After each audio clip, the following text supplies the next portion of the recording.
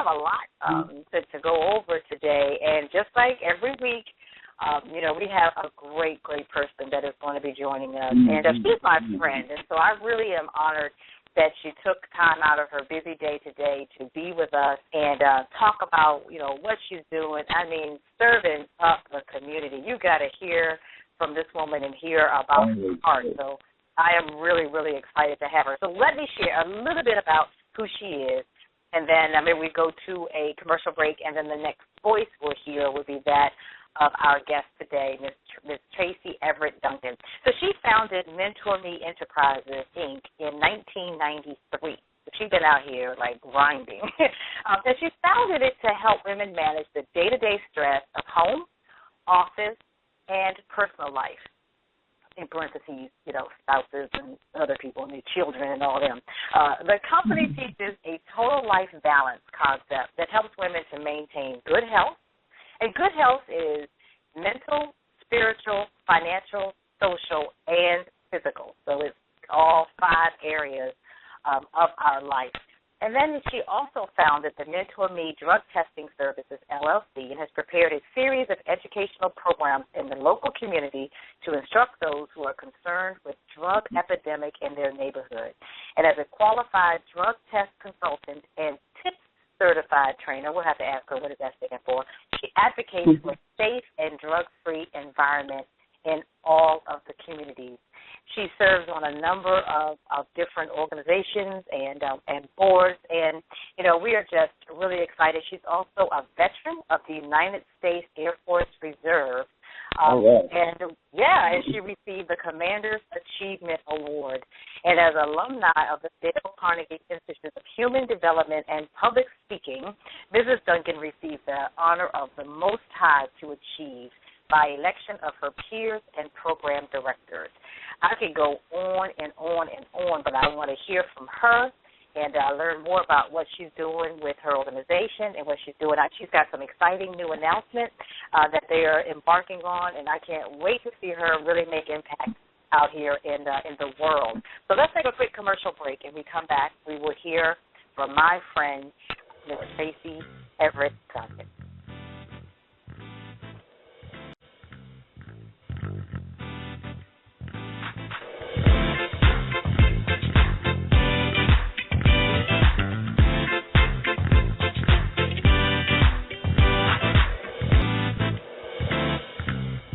Hello, everybody. Welcome back to Lunch and Learn with Chris and Barrett. I am Barrett Matthews of ETE with my lovely, talented, and gifted co-host, Miss Chris Briggs.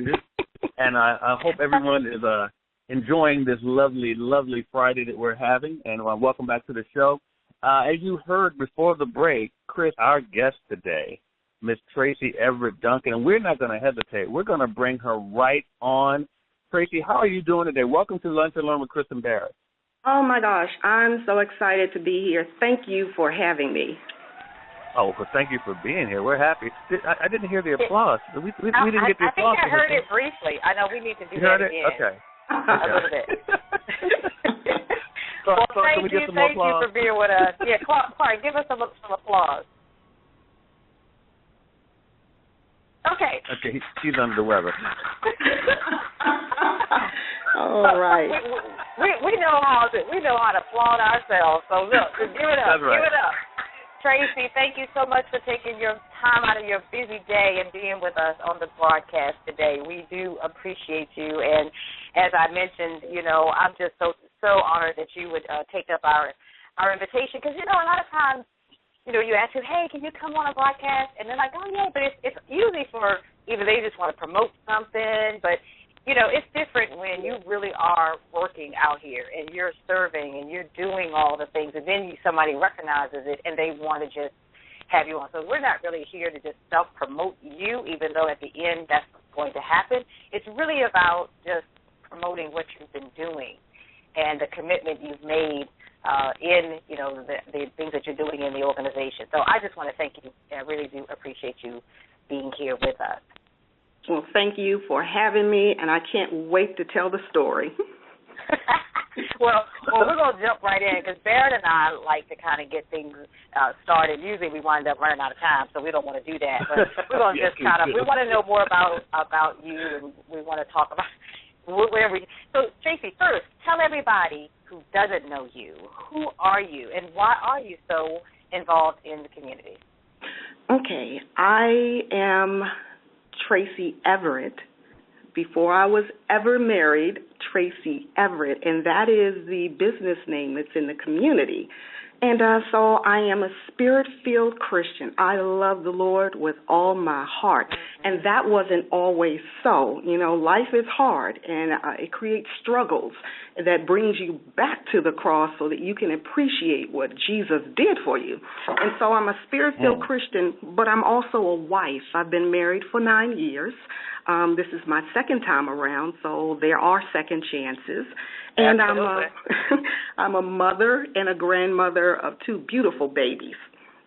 I'm also a business owner and an entrepreneur, and I like to think now I'm an infopreneur. I love to get information and push that information out to the community because I do believe information is power, and how you use it can affect power in the community.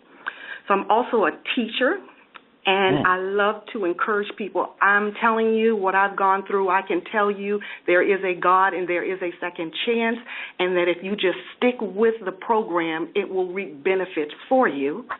And I'm an advocator for the community. I love to advocate for the rights of women and the rights of children and even the rights of animals. Animal cruelty is horrible. God loves the animals just as much as he does the people. If he didn't, he wouldn't have created them and brought them to Adam to name, and he wouldn't have saved a few during the flood. And, yes, there was a flood.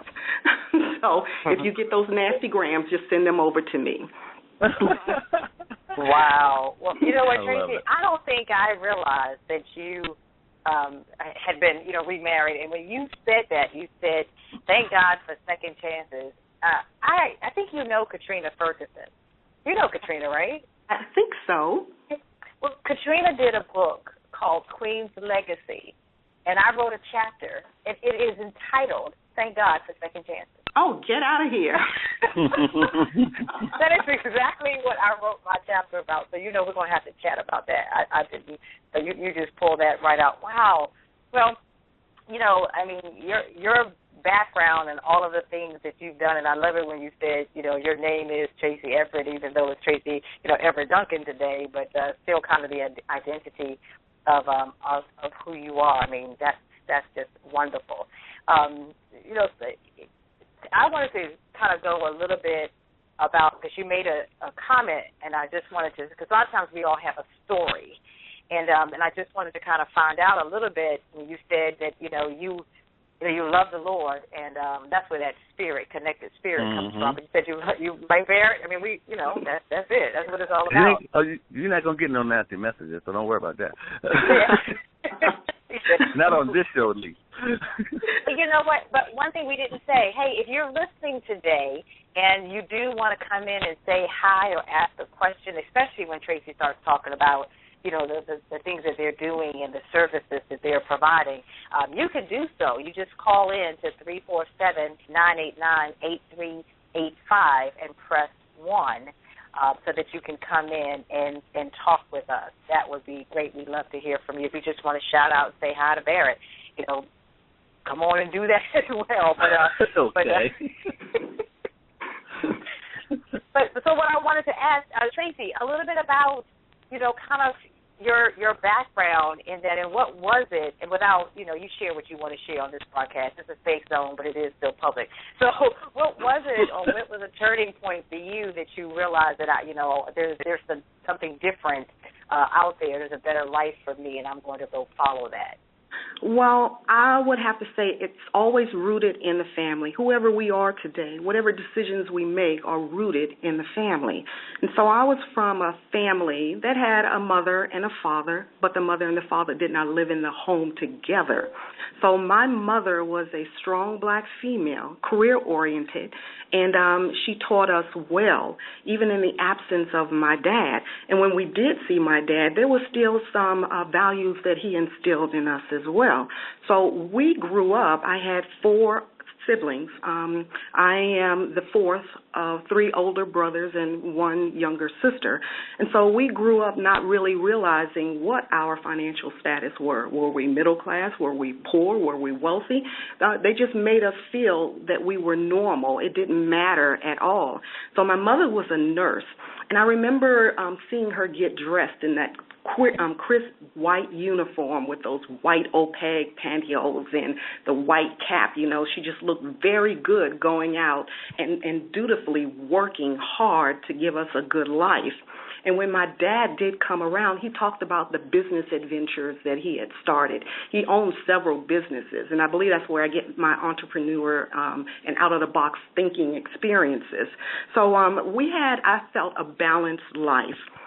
My mother was my very first mentor without even realizing it. So she taught me the good work ethics. She taught me how to be an honest individual, how to contribute to the community, and how to critically think, strategically think, make up your mind before you actually put your hand or implement that decision so that you know every possible way that could happen, good or bad. Critically think first before you open your mouth. So I felt that I was in a very good state growing up. It was during the era where there were a lot of race riots and a lot of inequalities and injustices. And so my mother would often take my sister and her to college. I believe it was D.C. University, at the University of D.C. at the time, which is now Howard University. So we would sit in class with her when some of the civil rights leaders would come through and teach a course, or I would sit there when she would be working on a project, a thesis or something, you know. So we would hear these things, even at home, sitting up under the dining room table when they're talking about different things. So, you know, the Martin Luther King marches were an uprise at the time, and all the Christianity that focused around that. And then there was the Malcolm X era with the Quran and the Islamic beliefs. And, you know, my mother was very deep into Eastern religion, the Buddhism and the Hinduism, everything has a purpose and a place, the humanism of it all. So I grew up with all of that intertwined inside of me. So that, and hearing all that discussion, my mother taught me how to defend myself with words, how to fight with words and pen to paper, you know, not to be afraid to say anything because it was my opinion. My gift from her was giving me the ability to speak my opinion unafraid. And so I did that. And with that, I grew up believing I could do anything, be anything, have anything, accomplish anything, just because I am a product of my mother and my father balanced out. So I looked around my community, now becoming a little older and conscious of what's in the community, how to play safe, whose house to go to, what neighbor, you know, to talk to, things like that. I noticed that there weren't too many kids like me that were confident, you know, overconfident at some point, to the point of being arrogant, you know. So I was the type of child, because I had an opinion now, I was the type of child that would grab a stray dog and bring it home and argue with my mother why I can't have this pet at home. It needs to be fed. It needs to be cared for. It shouldn't be wandering around the community without a home. And so she would have me return the dog to where I found it, but still, you know, I had an opinion. I would bring the turtles home. I would bring the cats home. I'd bring any kind of animal that looked like they needed some protection and shelter. I'd bring that animal home. I'd also be that type of person that would give. I would give my coat in the dead of winter if you were cold and did not have a coat, because that was how I was raised. I'd give my last bite of a sandwich or my last nickel or dime if it meant that you could have some comfort for that period of time. I would give. And today I'm still that kind of giver. And what I realized that in this kingdom, those givers attract givers, you know. And so there's always wealth and prosperity and success within that group. That's why crowdfunding is so popular now. And that's a whole nother story I would love to share with you. But I was that type of person that would give it her last if it meant that it would bring you some peace. But I remember I grew up during that race riot era, so there was a little of that injustice that I needed to defend and speak out about. There was still that inequality, those things that made me angry, just to see the underdog mistreated or somebody bullied because of their belief. That needed to stop. And so I did not hesitate to open my mouth to stop that. And many times I became the martyr, or I became the instant one that they would blame even if I didn't do that thing because I was so outspoken about it. So my consciousness of the neighborhood helped form me and shape my thinking and how I would engage with other people. It gave me that growth that I needed to kind of mature into who I am.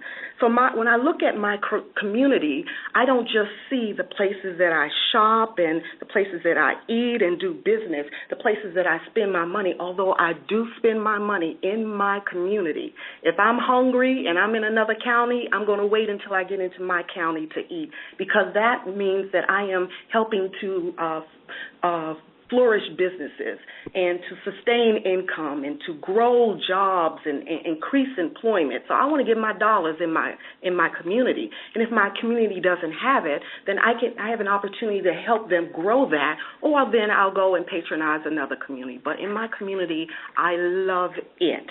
And so my community isn't just where I shop and spend my dollars, but it's also the body of people that I connect with, like I've connected with you today.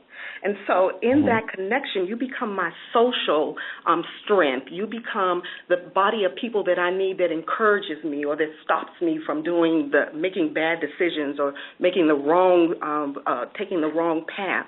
So that's my neighborhood, my church, my friends, a place that I work. Those are my social connections. And so it's easy for me then to go into my pocket and give to your cause. I even set aside dollars to give to your cause because I don't want to disappoint you. I want you to know that I am there and I am going to support you, whatever your effort is. And so I recognize the social area as my community, too. Now we have social media. So I have so many friends on social media in different countries and different states that I still give to. Put a donation button up there. If it's valid, I'm going to press that button and donate to your cause. But I also became a community awarer for the political and the social advocacy, and this is what really birthed this thing in me. When I came back home from moving to Texas, my mother asked me to be part of a women's legislative group, and at the time it was Prince George's County, Montgomery County's Women Legislative Planning Briefing Committee, and I have never met so many women who held powerful positions in the Senate, in the House of Delegates, in Congress, or who were the first ladies to the men that held those positions. So I got to hobnob and rub against them and learn how they finesse and savvy their ways through political issues. And at the time, we were fighting for the rights of women to stop being beaten by their husbands in their home. And so the bill that was before Congress was the Domestic Act bill. And we got that bill passed because of that worldwide court case that was going on where O.J. Simpson was on trial for the murder of his wife, Nicole Simpson. That act was passed during that time. So this is my community. This is my awareness. This is where I put my heart. This is where I roll up my sleeve and I get sweaty, This is where I really work because I want my community to thrive. And that is my community awareness, what really ticks inside of me. Now, Tracy, I'm touched because you do a lot. You obviously do a whole lot. And one thing you pointed on was about your family and your parents. I know my parents were pivotal in my life as well, and they all expect us to do well. They raise us to do as best as they want us to do. And you have definitely had that, and you seem very passionate about it. But I wanted to find out, is there something that happened in your life specifically that made you want to create such an impact? Oh, yeah. Oh, yes. I mentioned that my mother created a safe environment for us so that we could speak openly about anything, but we had to be respectful when we disagreed with her about anything. And so with that, I created, I had an attitude. I had a way that I walked, a way that I talked, so that by the time I became a teenager, with most mentors, their mentees begin to buck against them. So that rebellion set in, and I didn't want to hear anything from my mother anymore. I could do this myself. So I left home at 19 or 20 years old, and I moved to Dallas, Texas. And I stayed there for about 8 years. Now, you've got to understand, in the reports that are coming out today, the girls, young girls between the ages of 19 and 14 are entered into a critical period. That's what really forms and shapes their opinions and their thoughts. So the things that go on during that period can crush them or thrive them, so that by the time they come out and they're 15 to 18 years old, they already know who they want to be or what type of person that they are. So it's very critical for us to reach them between 9 and 14 years old. Well, coming out between 9 and 19 years old, I'm strong, I'm invincible, I'm woman, I can go out and conquer the world. But I did not realize that between 19 and 26 are the critical periods for those young women, because they go out there and they experience life, and life can beat the crap out of them, if I can say that, so, to the point where they will come home broken, or they'll come home with social diseases, or they'll come home with babies, or they'll come home just all messed up. And they don't know how to turn themselves around because now they're ashamed of what happened to them. Well, I left home at 19, strong. I came home about 8 years later, and life happened to me. I came home with a good job. I was debt-free. I bought my own home. I had wise spending and budgeting up under me. I could afford anything I want, but I also came home with a child. And so I felt that I could take care of him, and I did a very good job raising my son. And then when I entered in my early 30s, I said, it's time for me. I need to get married. And I looked for, which is the wrong thing to do, I looked for my childhood sweetheart. And I found him, and we married in 1996. And before the summer was over, less than 4 months later, we were on our way to divorce. I was $16,000 in debt now. I was struggling to pay the mortgage on my home. I was mentally stressed, which was unhappy for me. I was 30 pounds over, reaching almost 200 pounds in weight, which was unhealthy for me. None of this was good for me. I did not know. The signs were there. God does not disappoint us if we just stop and listen to him. He will tell us what's good for us and what is not good for us, that yes or that no. I did not ask him if it was okay to marry this man. I did that on my own, ignoring the signs, as if I put my fingers in my ears and we're going blah, blah, blah, blah, blah, blah, I don't want to hear you, Lord. He was trying to tell me that you are marrying an addict. I didn't want to hear him. I didn't believe it. And so when it was revealed to me, I was destroyed. But I wanted to save my marriage, so I wanted to give him another chance. And unfortunately, the seduction of drugs is so powerful. He chose that seduction over staying with me. So there goes my romance. There goes the love of my life. And there goes the security that I thought I had. I was now all on my own, and I had to get out of this, I felt, on my own. And most women who are professional in this field feel like they're now depressed, they're disgraced, they're humiliated. Who do I go to talk to? The folks that I did go to talk to, they looked down at me and said, there's shelter for women like you. And they didn't want to give me that helping hand. I'm the giver. Why? I don't understand why people don't want to give to help me. But I couldn't move back home to my family. I couldn't talk to my siblings. I was just truly miserable. Everything was in jeopardy for me. Even my life, do you hear me? Even my life was in jeopardy. And I remember asking the Lord one day, because I sent my son home to live with my mother and my sister in the house that I bought because he needed to eat. You know, it was just that bad. The husband turned the utilities off. You know, he didn't leave the money in the bank. You know, he just took everything from me, and I had to rebuild in my early 30s. That's kind of hard to do. So I asked the Lord to help me, get me out of this. And he said, the only way you're going to get out of this, Tracy, you got to give your way out. And I thought, Lord, you're not hearing me, okay? I mean, I talk to the Lord. The reason why I'm asking you to help me out is because I know you can cause a coin to come out of a fish's mouth if I just fish for it, you know. I need that kind of a miracle. And he said, no, you're going to have to give your way out of this. I'm broke. You're going to have to give your way out of this. I can't do it. You're going to have to give your way out of this. Okay, finally, how do I give my way out? I'm going to have to give your time, and you're going to have to give your money. Well, all I have are 2 nickels that I can rub together. Then give them. I said, okay, fine. So I sat down, and I remembered my brother taught me simple budgeting tips. Every time you get some money, put a little bit of something aside and pay your debts and pay them on time.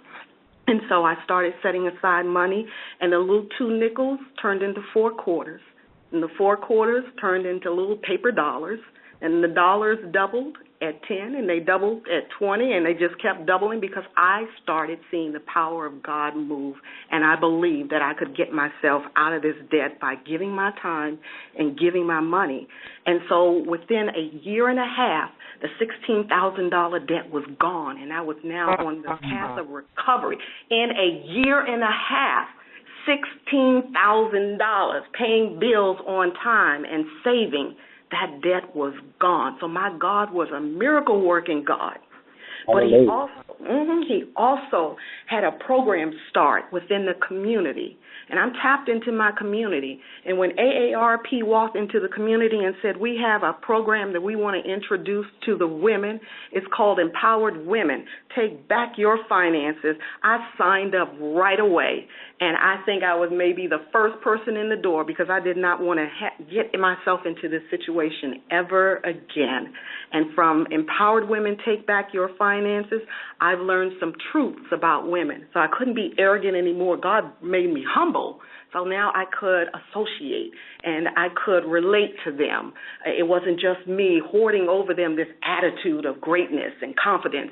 Now I've been to your level. Now let's walk up the steps together. Let's walk up this flight together. Let me show you how we're going to do it with Empowered Women. Take back your finances. Well, Tracy, I'm going to tell you, I am learning so much more about you, just the core of who you are. And I got to tell you, I wrote a book, even though it really the title is appropriate to say, but the subject is a little different. But you know, I wrote a book. He jacked up my credit. Now, yes. You know, even though that book was about co-signing, but that's appropriate for your. I mean, just that season in your life. I got married at 19 as well, so I can relate to a lot of your history. But we got to just sit down and have a cup of coffee and just really talk girl to girl. Yes, a lot. Even though I think I could say I had a better experience than you did, but just some of those decisions and the headstrongness. I'm sitting here I remember that. So now we know more about who you are and your childhood, the foundation of really who makes Tracy who you are.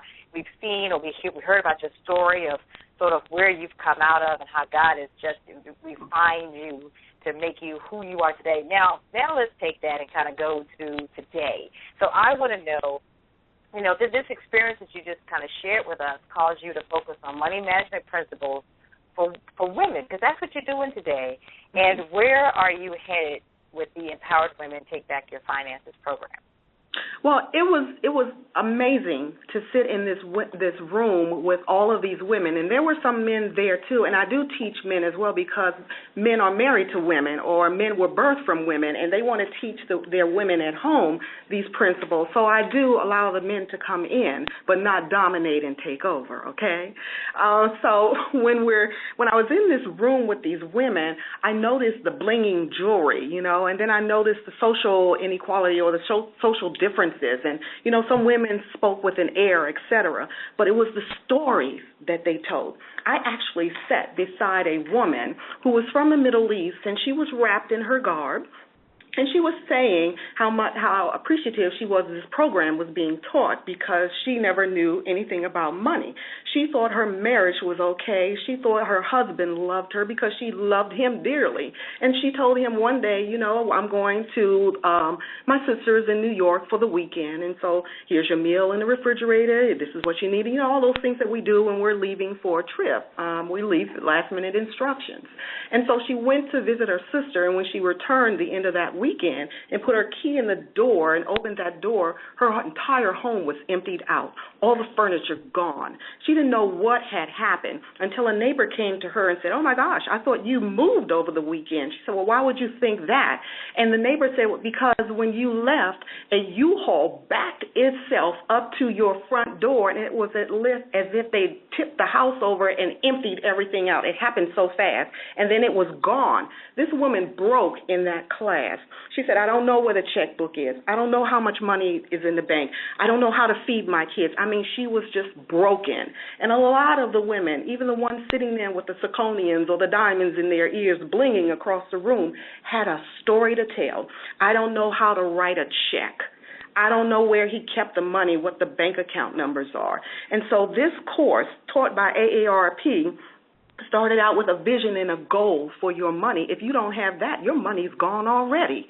And it just went on to talk about budgeting and spending and choosing your banking partners, whether they're credit or whether your banking institution, doing the three-rule comparison. Talked about investments and purchasing a home and insurance and retirement, just to help these women prepare for life challenges. And so I looked at that and I said, okay, I can do this. Because this is helping me. So I took that program and I modified it and I added some more courses to it. Those things that I felt were also the cries of the community, like my health.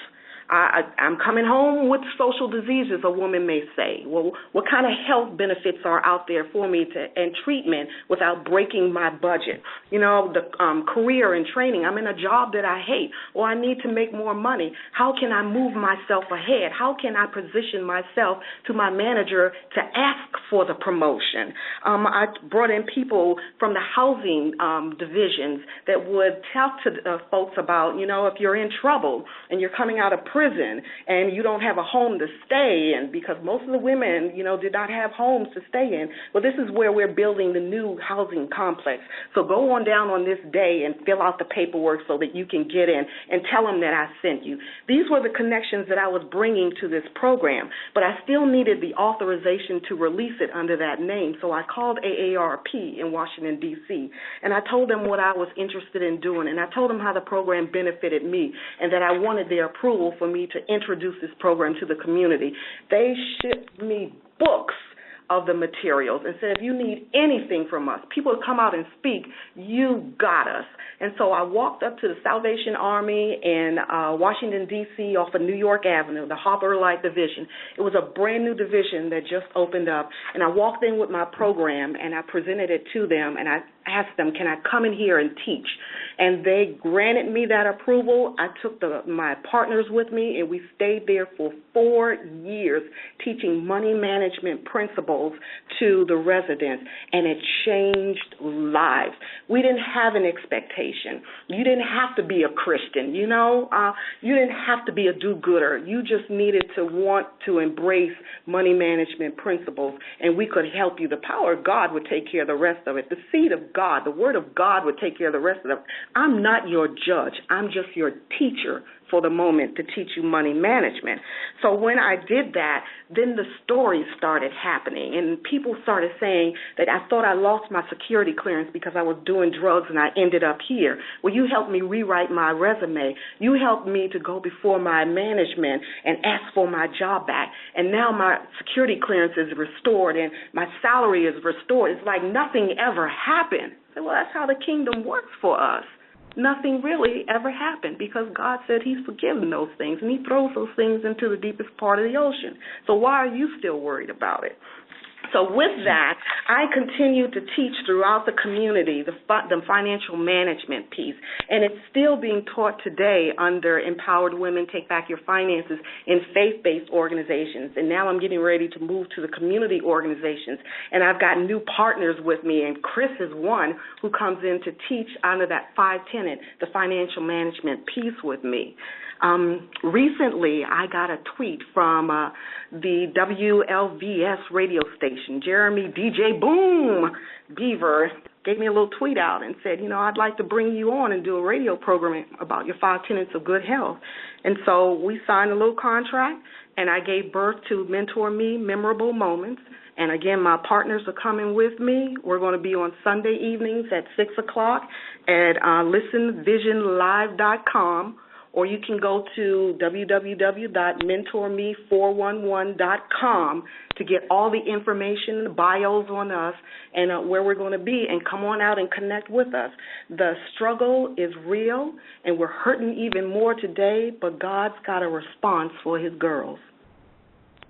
That is fan-tastic. I do want to ask you that. I want you to have to give your info again for those people because you went through it. I just want to make sure that they get that info again from you. Okay. You can locate us on www.mentorme411.com. We got the 411 hookup. And people ask, well, what does Mentor Me stand for? It was a name the Lord gave me. I didn't know at the time what it stood for. And I think if he had told me at that time when I was going through that broken period, I would have said, no, not me. I would have disqualified myself. But Mentor Me came out of 1 Corinthians 11:1, where it says, follow Christ. But if you can't follow Christ, then follow me because I follow Christ. Imitate yourself after me. And so that's all I'm teaching the women. I've made some mistakes too now, but I'm getting out of it, and I know who to go to get out of it. So if you can't follow him based on your background, your religion, or your belief, then follow me because I'm following him. All right. I like that. And that's if you can't follow God, I don't know who you're going to follow. So. Oh, that is the truth. Well, Tracy, I'm so excited about the show, the broadcast that you're launching on Sunday, as a matter of fact. And I think it's from 6 to 7. Is that correct? That is correct. And, it's divided up into segments. When I found out that I could bring my friends with me, I said, okay, I'm going to open the door to my friends that are very familiar and fluent in mental health. And we're going to talk about that. We're going to dissect that at every piece because mental health just isn't about being healthy and not being stressed. It's how you choose your friends, how you choose your environment. Who do you follow? What do you believe? That all ties into mental health as well. And then I'm also bringing in my spiritual health, and that is not that I'm not paying my tithes. I don't have any money to do this, so I must be cursed. Okay, no. Let's get rid of all that religious belief and let's break it down because if that is true, then God would not have given me a plan to get out of debt at that time. Remember, I was broke. I didn't even have money for tithe and offering. But he taught me something during that period. So then we got financial health and physical health and social health coming out there, too. We want women to grow businesses, to own businesses. So William Craig is coming in, who used to be very fluent at the Small Business Administration, doing a radio program for them on how to start and create and grow your businesses. So he's very good in that. So we're bringing a lot of different people who are going to have a certain segmented time on a certain Sunday of the month, so you'll know to always tune in to that person at that time during that period. But we're also bringing in guest speakers, too, because we got a lot to talk about. Absolutely. You got a lot to cover, but it's a lot of need out there. Now, again, where would someone get information about the broadcast? Can you give them that location of where they would be able to tune into the broadcast? Yes, you can go to our website, Mentor Me Memorable Moments, at www.mentorme411.com. And when you enter that location, that website, you'll find the link to listenvisionlive.com. Now, let me tell you, we're urban. We're back in urban America, which is where I want it to be. It's gritty. It's raw. I mean, there are no regulations to stop you from using profanity, so it's done. So just come on in, and sit down, pull up a chair, and wait for Mentor Me Memorable Moments to come on air. Now, Tracy, you got to clarify. Now, your broadcast is not going to be gritty and raw, but what they might see when they go out to Listen Vision Live, any other time, but not on Sunday between 6 and 7, y'all. Don't worry, that's a safe spot. You can come in. Now, it is a safe spot, but remember, I was raised to have an opinion, and so I know. As my experiences have shaped me how to form those opinions. So people will come on. There'll be women that'll come on and tell their story, and it's gritty, and it's raw, and it's real. But over the course of the testimony, you'll see them evolve into what God has created them today. So Mentor Me, Memorable Moments, yes, the premise of it all is that it is a safe place. It is a faith-based Christian atmosphere. But we are not going to chase away the people who are not where we are. We're going to bring them in, embrace them, and let them tell their story so that God can restore them. Absolutely. Now, Tracy, I would be remiss if I didn't, one, say thank you for your service in the military. Oh. And also, I'd also be remiss and probably get chopped down if I didn't ask you about your partnership with my co-host here, Chris Bridges. If you want to elaborate on that a little bit. I tell you, God is good. I was born and raised in a church in the local area, and my grandmother knew the pastor when he came up from Tennessee, and they only had a tent at the time. And so our families have always been connected. And there was a period of time, coming up through the teen years where that rebellion stage just kind of said, this is it, I've got to get out of here. And so I left, moved to Texas, came back, and I stayed for a little bit while in that church again, but I was missing something. And so I needed to leave the church to go get what I needed to learn, which was the financial piece. And I went to Chris's church. And I fell in love with the pastors. I fell in love with the worship team. I just fell in love with the church. And I met Chris that very first year because that particular church has a business network ministry, and I joined that ministry, which she is one of the leaders in. So she and I connected there, and we've just been friends ever since. I think that was back in 2005, and we'll be friends forever. So it felt like you've just known each other for a while. It does. And there have been periods of time where we have lost contact, but thank God for social media because I can always see her there and she can always see me. But when we connect, it's like there's no time or distance between us. We just pick up where we left off. That's right, but I've learned so much more about you now. And I thank God for that because, you get perception about people. So I always knew that, and that's why I've always, anytime you've asked me to come and speak, I've always said I'm always here to support and to serve you. But now I know why. So it's kind of good. That's what we have to do there. We have to bring our people that we've known onto the broadcast and then let them tell their story. It's like, well, that's what we do. That's what we do. So we sit back, we learn just like everybody else. But what it really does for me is it gives me the confirmation as to why our spirits were connected and why God has set that time, such a time as this.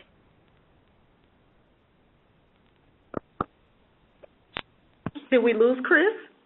I think we might have lost Chris. Yes, I think we did. No, you never lose me. I am absolutely here.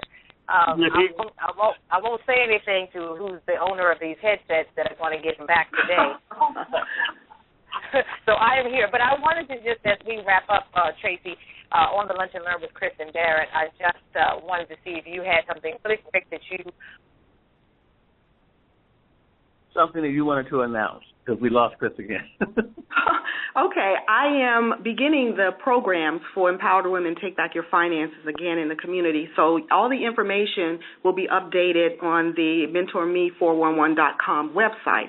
But I want to give the women forewarning, because this isn't just your ordinary money management course. This goes into why you have made the decisions that you have made in your life. For that first class, we're talking about your goals, your vision.